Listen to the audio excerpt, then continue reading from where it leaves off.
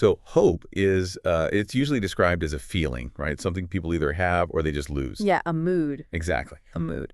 But what if hope is actually a structural behavior that determines whether societies act at all? Welcome to Crisis in Perception, where we examine the systems shaping our world. I am so thrilled you're here with us today, joining us for a deep dive that completely upends a concept you and I deal with every single day. It really does. This deep dive explores the Book of Hope, a survival guide for trying times by Jane Goodall and Douglas Abrams. And we're using it as an examination of how hope functions as a behavioral system influencing human action, environmental stewardship, and long-term collective decision-making. Right, because we are stepping back from the daily noise to look at the invisible infrastructure that keeps humanity moving forward. Or, when it breaks down, causes us to stall out completely. It is a critical reframing. I mean, we are so accustomed to treating hope as this warm, fuzzy, almost naive emotional state. What a luxury. Yes, like an accessory to the human experience. Nice to have, but ultimately expendable when things get serious. But the conversations captured between Jane Goodall and Douglas Abrams force us to look at hope through a completely different, highly analytical lens. We're going to deconstruct hope not as wishful thinking, but as a mandatory evolutionary mechanism. It is this systemic feedback loop that makes complex, multi-generational problem-solving possible. And what is so compelling about this particular deep dive is the context in which these ideas are explored. Oh, the setting is amazing. You aren't just reading a clinical textbook. You are brought into a series of incredibly intimate dialogues taking place in Dar es Salaam, Tanzania. Exactly. The setting itself does so much heavy lifting for the concepts they discuss. You really get the sensory experience of sitting right there with them. On the veranda. Yes, out on this veranda, surrounded by this incredibly thick, vibrant bougainvillea that almost feels like a forest canopy closing in around them. With the two rescue dogs sleeping under the table. You can hear the tropical birds, the distant sound of the Indian Ocean, and they are eating these beautiful Tanzanian vegetarian meals. Coconut rice, Swahili bean sauce, prepared by Jane's daughter-in-law, Maria. And there is one detail that just perfectly rounds the whole intellectual exercise. The whiskey ritual. The famous 7 o'clock wee dram. Right. Jane has this ironclad tradition, started years ago with her mother, where no matter where they were in the world, they would raise a glass of whiskey to each other at 7 p.m. And Doug Abrams, wanting to be a gracious guest, actually brings her a very nice, expensive bottle of green label Johnny Walker. Which she accepts, of course. She accepts it, but later she very bluntly tells him he should have just bought the cheaper red label and donated the difference to her environmental institute. Which is such a funny, revealing moment. It shows her absolute, relentless, almost ruthless focus on the mission. She is not there for luxury. She is there for the work. And that distinction between passive comfort and active, gritty work is the exact foundation of how she defines hope. That is the perfect entry point into the architecture of this concept. Yeah.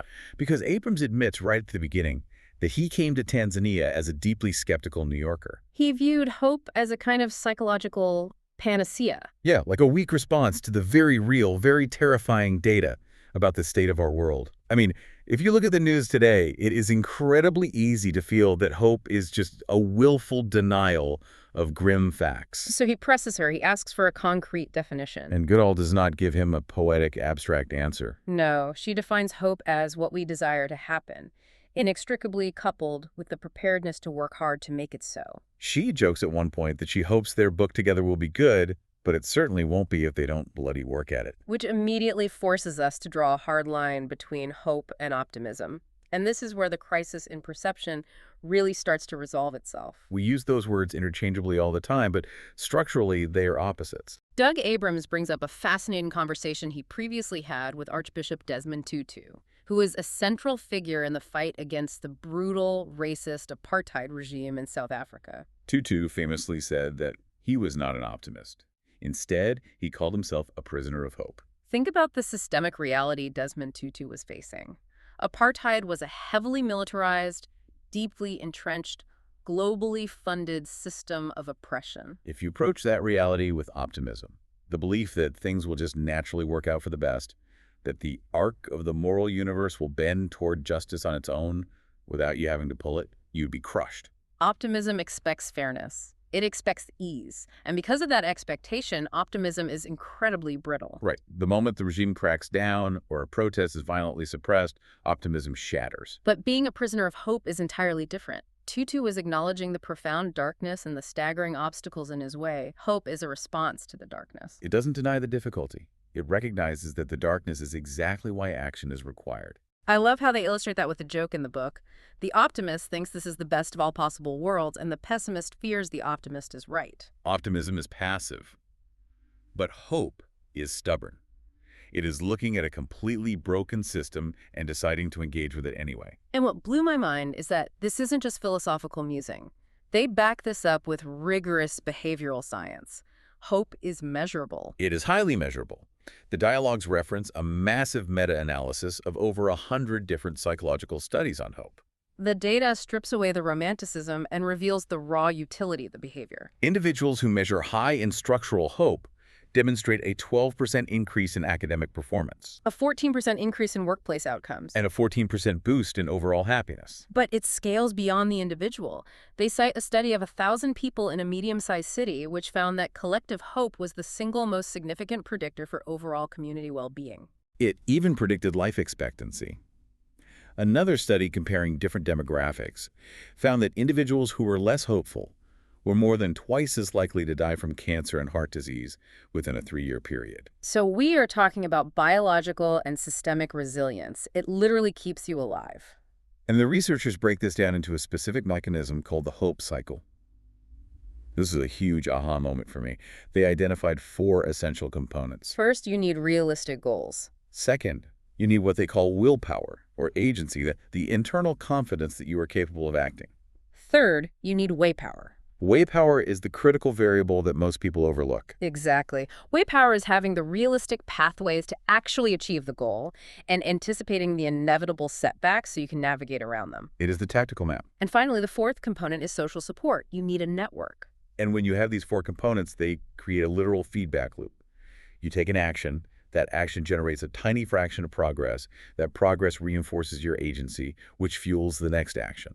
What this implies about human evolution is profound. The dialogues note a fascinating neurological correlation.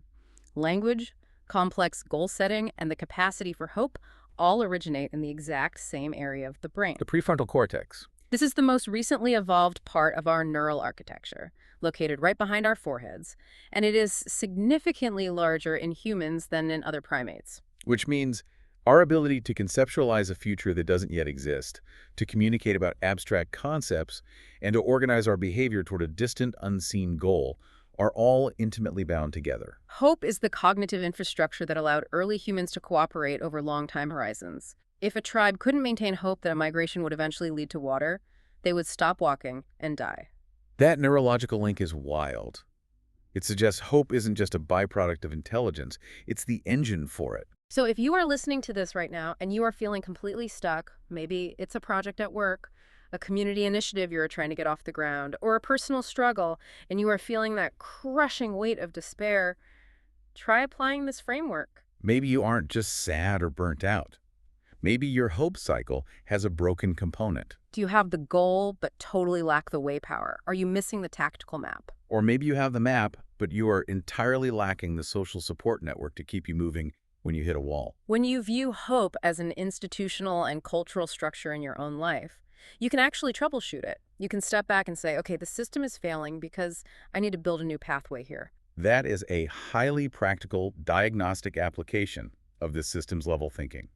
And to truly understand how this plays out in reality, the book provides us with the ultimate historical case study. If you really want to see how this hope cycle operates in the wild, literally you have to look at Jane Goodall's own origin story.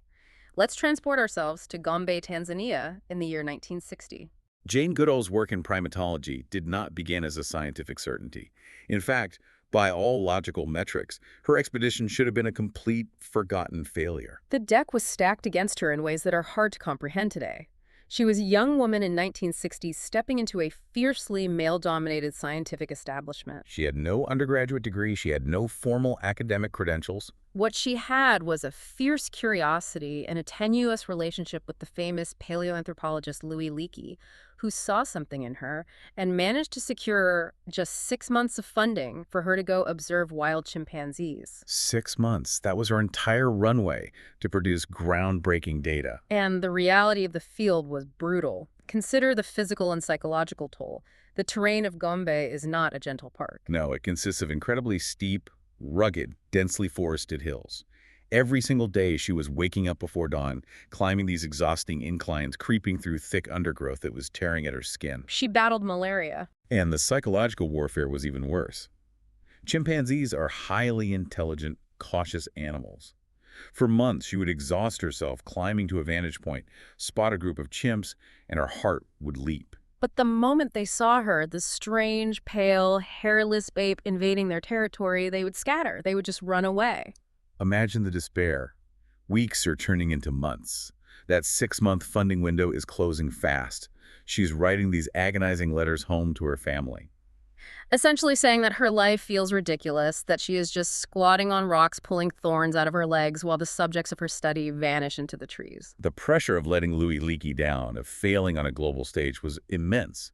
The entire system of her scientific endeavor was on the absolute brink of collapse. When Abrams asks her about this specific period, he probes for the mechanism that kept her going. Why didn't she just pack up and go back to London? Her answer is revealing. She states unequivocally that if she hadn't had hope that she could, given enough time, eventually gain the chimpanzee's trust, she would have given up. In systemic terms, hope was the singular variable keeping the endeavor operational. The funding was depleting, the data output was zero, the physical exhaustion was peaking. But her structural belief that a pathway could be found, that way power, kept her climbing those hills. And because that hope fueled the system just long enough, it allowed for a breakthrough that permanently altered human understanding. And what a breakthrough. It is the famous David Greybeard moment. She had named one of the older, calmer male chimps David Greybeard because he had this distinctive silver tuft of hair on his chin. He was the first one who stopped running away and allowed her to observe him from a distance. One day, she watches him approach a termite mound. And he does something that completely shatters the global academic paradigm.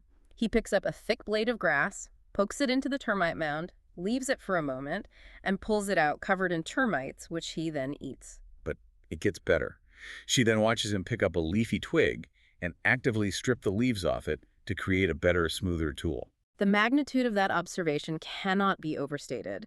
Today, we watch nature documentaries and see crows using sticks or octopuses using coconut shells, and we think, oh, that's clever. But in 1960, the bedrock definition of humanity, the very trait that supposedly separated Homo sapiens from the rest of the animal kingdom, was toolmaking. We were defined as man the toolmaker. The entire Western scientific establishment rested on this arrogant assumption of human exceptionalism. When Jane sent her field notes back to Louis Leakey describing the termite fishing and the stripping of the leaves, he recognized the systemic shockwave instantly. Leakey sent back a telegram that has become legendary in the history of science. He wrote, "We must now redefine man, redefine tools, or accept chimpanzees as human." It's brilliant, but let's tie this back to the core thesis. That telegram, that realization, that entire shift in how humanity views its place in the natural world was entirely contingent on hope. Without Jane's structural hope functioning as the behavioral fuel to keep her climbing those hills, the funding would have run out. The expedition would have failed. And that arrogant, exclusionary definition of humanity would have persisted unchallenged. Her persistence led to a breakthrough discovery. That moment illustrates something deeper than a scientific discovery. It reveals a system in which curiosity, persistence, and evidence reshape institutional understanding. Jane's triumph in the 1960s proves the power of that structural hope. But let's fast forward to today. The scale of the challenges we are facing makes her early days in Gombe look almost quaint by comparison. The dialogues do not shy away from the staggering, intersecting crises of the modern era. We are not just dealing with a lack of scientific data, we are dealing with existential threats. They discuss the grim realities of armed conflict, the resurgence of racial and religious discrimination, and the widening wealth gaps that are destabilizing democracies globally. They touch upon the profound societal trauma inflicted by the global pandemics. And of course, looming over and exacerbating all of these is the climate crisis. The details in the text are sobering. We are talking about the rapid melting of the polar ice caps, the rise in sea levels threatening coastal cities. Incredibly destructive hurricanes fueled by warming oceans, unprecedented droughts, and devastating wildfires. There is a specific mention of fires breaking out in the Arctic Circle for the first time in recorded history. When you stack all of this up, the sheer volume of the threat is paralyzing. And that paralysis is exactly what happens when the behavioral system of hope breaks down. The book highlights a very real, measurable psychological phenomenon detailed in a report by the American Psychological Association. They found that the constant bombardment of climate catastrophe is causing widespread eco-grief or eco-anxiety. This eco-grief is the modern counterforce to hope. When people, especially young people, are constantly exposed to massive systemic degradation through modern media, but they are not simultaneously provided with a sense of agency or realistic pathways to solutions, their perception of their own relevance collapses. They begin to internalize the belief that individual action is entirely meaningless against a global catastrophe. This leads to what we might call the apathy collapse. The problem we are facing ceases to be just the environmental destruction itself. The immediate, more dangerous problem becomes the collapse of the human willingness to participate in solving it. Which brings us to one of the most intellectually thrilling tensions in the entire book. Abrams introduces the perspective of Greta Thunberg, the young Swedish environmental activist who catalyzed the Global Fridays for Future movement. He quotes her famous, incredibly provocative address to the World Economic Forum, where she looked at a room full of global leaders and said, "I don't want your hope. I want you to panic. I want you to act as if our house is on fire," because it is. It is a blistering critique. She is fundamentally arguing that hope has been weaponized as a pacifier. It is used by adults to avoid taking emergency action, and she posits that sheer panic is the only rational response to a burning house. So how does Jane Goodall, someone whose entire life philosophy is anchored in hope, respond to a critique that calls hope a distraction? Goodall's response is a masterclass in holding opposing truths in tension.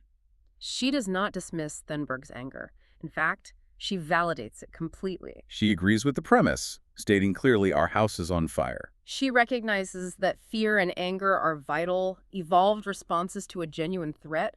They are the alarm bells. However, she points out the fatal systemic flaw in relying solely on panic as an operational strategy.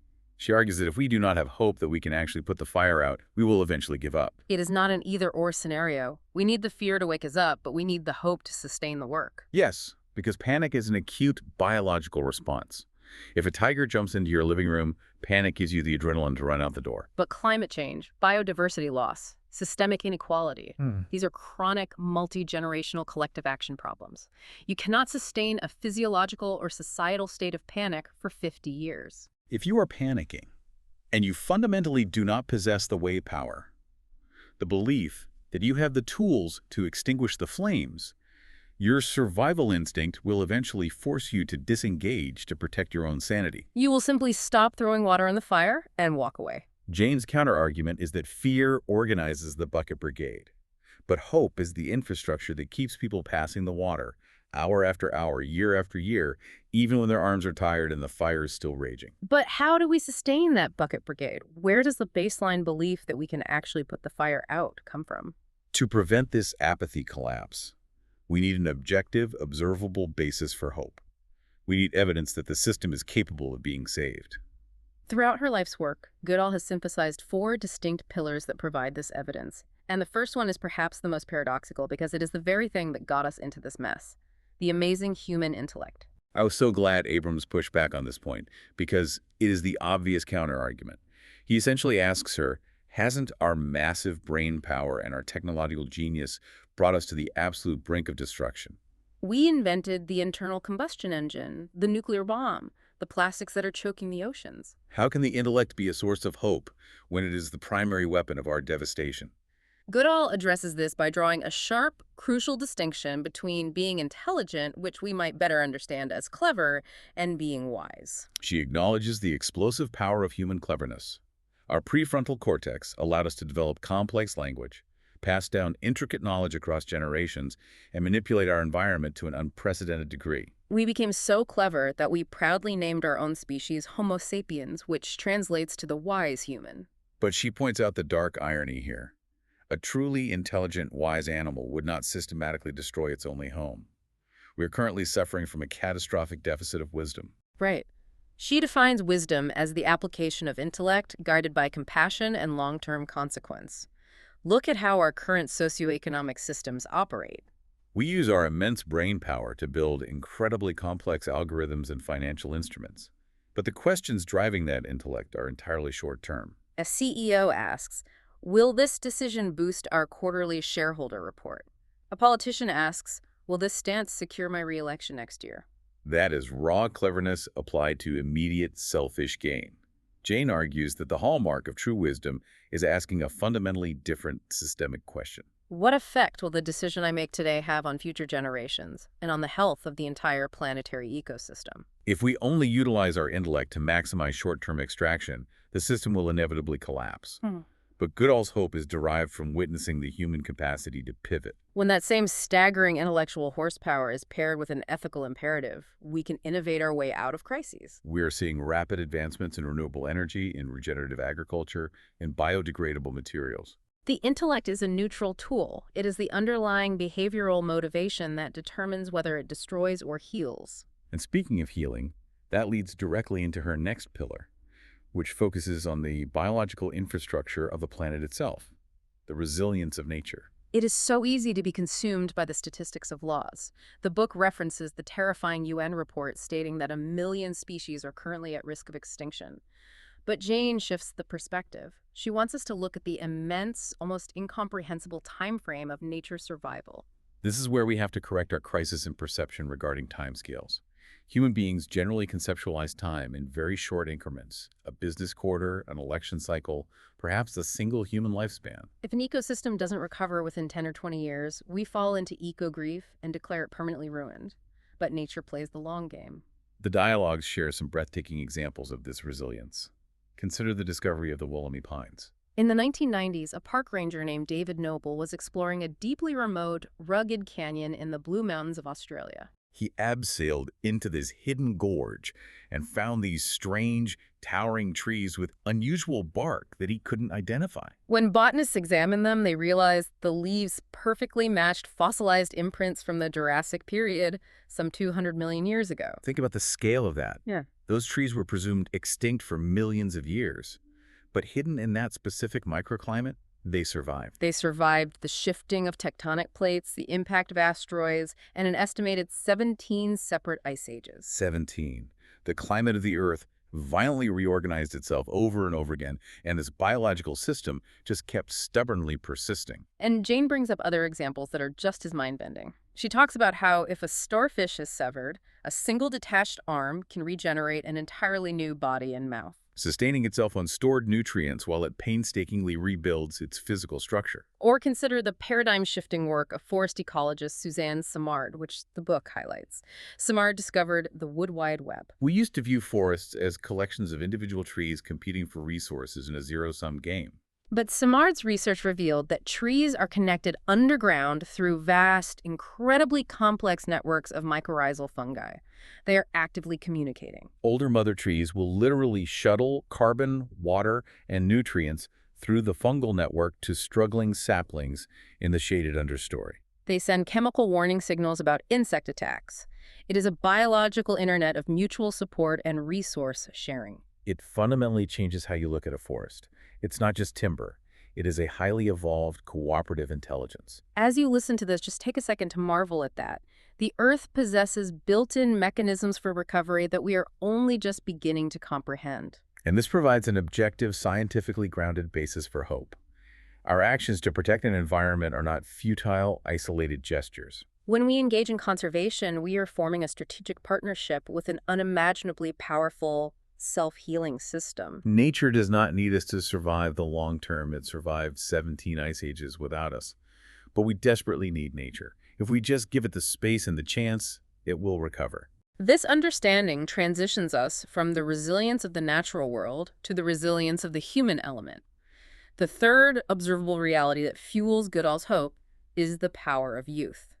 When she began traveling the globe extensively in the late 80s and 90s, she observed a troubling pattern. Everywhere she went, she met young people who were apathetic, fiercely angry, or deeply depressed. And when she asked them why, they all gave her variations of the same answer. You have compromised our future, and there is nothing we can do about it. And she doesn't try to sugarcoat it. She agrees with them completely. She points out that the old, comforting proverb, "We haven't inherited the earth from our ancestors, we are borrowing it from our children," is a massive lie. We aren't borrowing anything because borrowing implies an intent to return the item in the same or better condition. We have been actively stealing it. We have been plundering their inheritance to fund our present comfort. Yet, despite acknowledging this massive intergenerational theft, she identifies youth as the primary engine for systemic shift. To harness this, she founded the Roots and Shoots program in 1991, starting with just 12 high school students in Tanzania. Which has now grown into a global movement. What is critical here is how youth empowerment functions as an upward feedback loop that alters much larger institutional behaviors. Children growing up today possess an acute awareness of the climate crisis, pollution, and systemic inequality. This is baseline information for them, unlike previous generations. And crucially, they take this awareness and they educate their parents. The book shares an anecdote that perfectly illustrates the power of this feedback loop.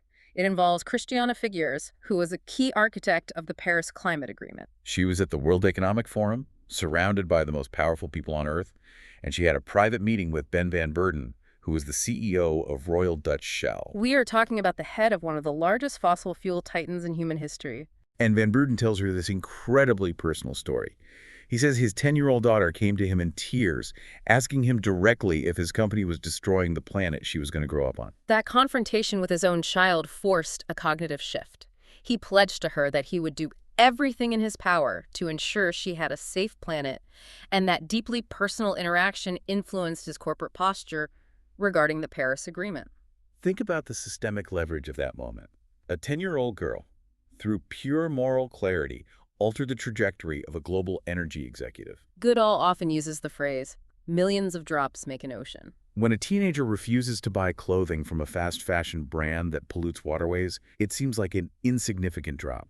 But when millions of youth make that ethical choice simultaneously, and when they begin to influence the massive purchasing power and voting habits of their parents, it creates an undeniable market and political force. It is distributed, decentralized, systemic change, pushing upward from the youngest members of the society. But what happens when a young person, or any person, runs up against a system that is so violent, so entrenched, or so overwhelmingly tragic that it feels like no amount of ethical drops will ever make a difference?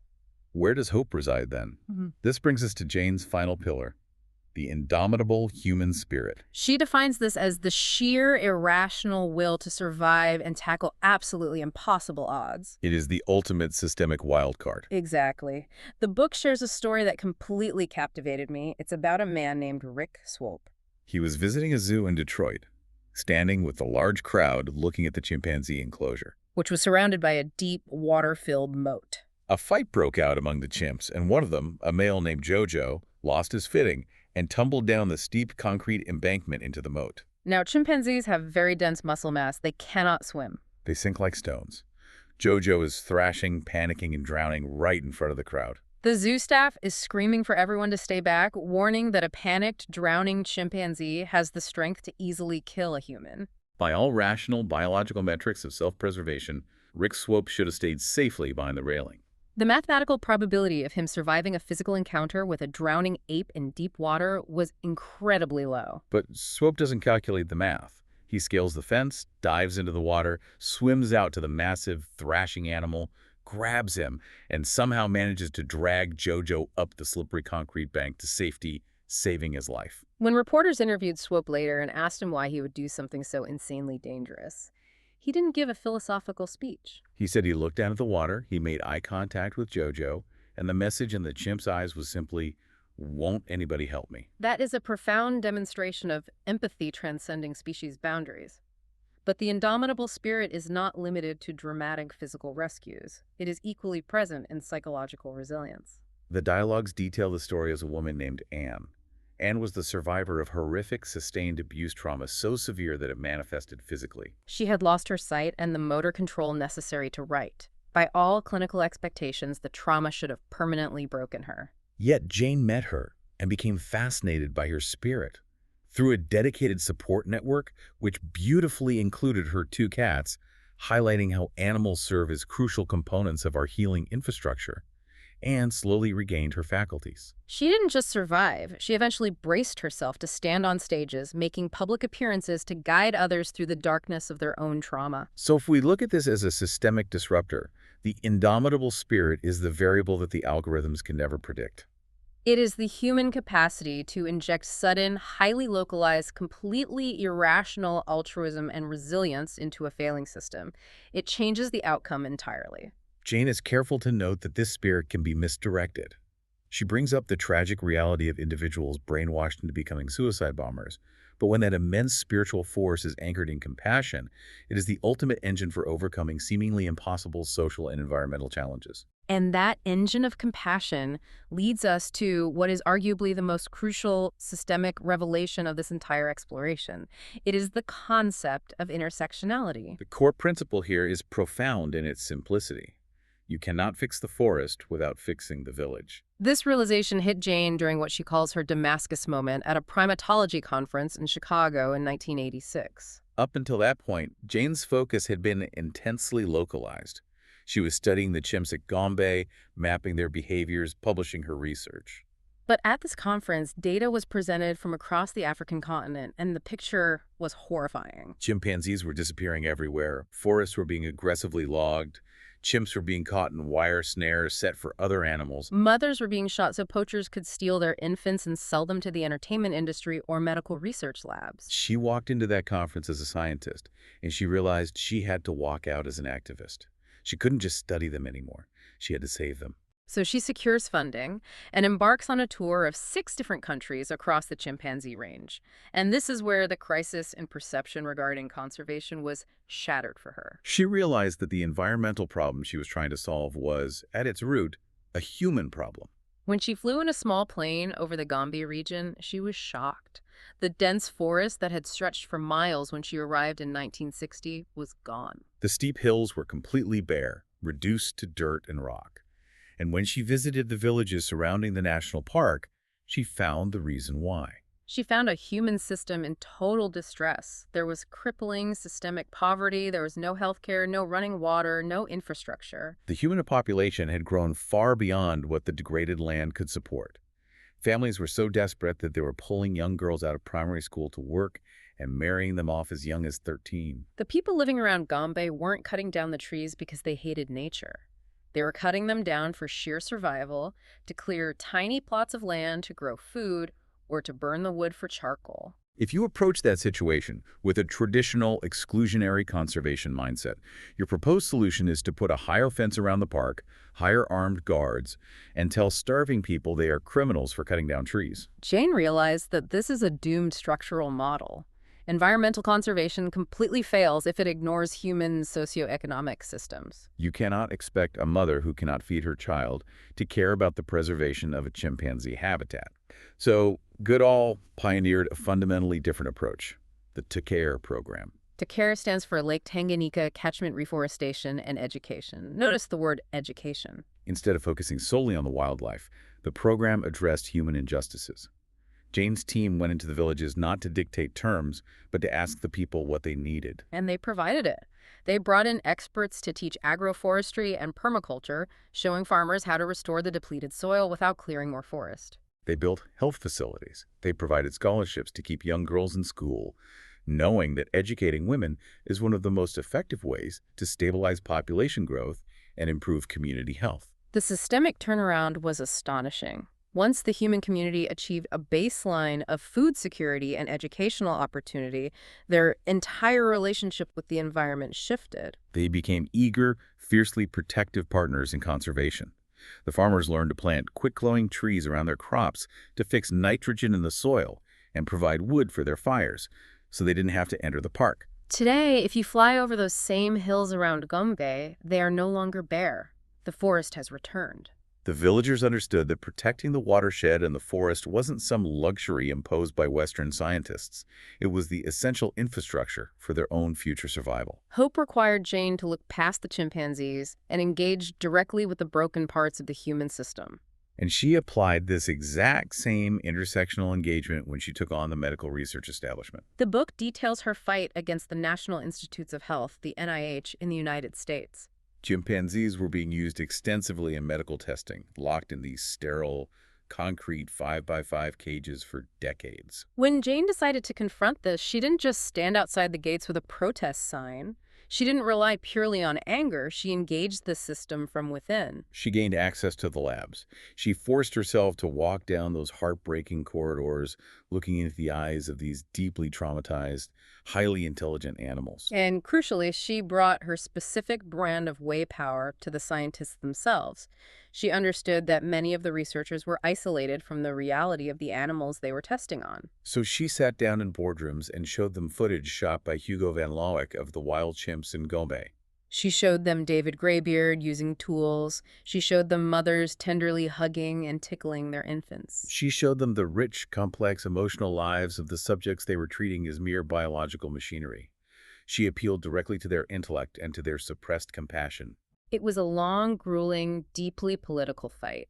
But she systematically humanized the subjects and broke through the institutional ignorance. And eventually, she won. The NIH officially ended its chimpanzee medical research program and began retiring the animals to sanctuaries. It is the ultimate proof that hope is not about passively waiting for the moral arc of the universe to bend. It is the stubborn, exhausting determination to walk into the belly of the beast, armed with evidence and compassion, and demand that the system change. As we draw this exploration to a close, we must synthesize the core revelation of these dialogues. The crisis in perception we set out to address was the societal dismissal of hope as a naive luxury. What the Book of Hope has systematically proven is that hope is an evolutionary survival trait. It is the necessary behavioral infrastructure that allows communities to cooperate over generations, to absorb massive systemic shocks, and to maintain the bucket brigade required to solve seemingly impossible, long-term collective action problems. The outcomes of this design become visible across environmental systems. Small actions accumulate through networks of individuals and institutions. Conservation programs, wildlife protections, and scientific collaboration all operate through distributed effort rather than centralized authority. Hope spreads socially in much the same way as information.